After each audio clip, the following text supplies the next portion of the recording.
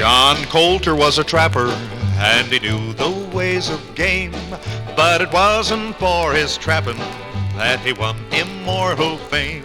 He traveled up the Yellowstone and discovered Colter's hell, but it isn't of his geysers that my yarn is gonna tell. No, sir!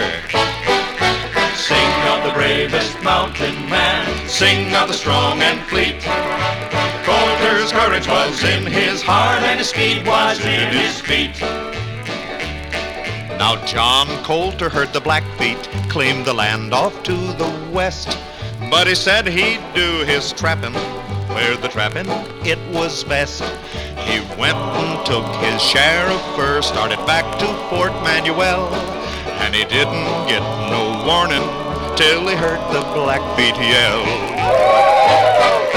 Sing of the bravest mountain man, sing of the strong and fleet. Colter's courage was in his heart and his speed was in his feet. Well, John Colter knew the Blackfeet must believe him unafraid. He looked his captors in the eye, and a dangerous game he played. The Blackfoot chief said to his men, "This prisoner is so brave, we'll take his clothes and turn him loose, with a chance his scalp to save." And they set him loose without his clothes, without his shoes and gun. His courage was his only hope, a race for his life to run. Their fastest runners after him, their lances waving high, the knowledge pounding in his heart that he had to win or die. Sing of the bravest mountain man, sing of the strong and fleet. Colter's courage was in his heart and his speed was in his feet.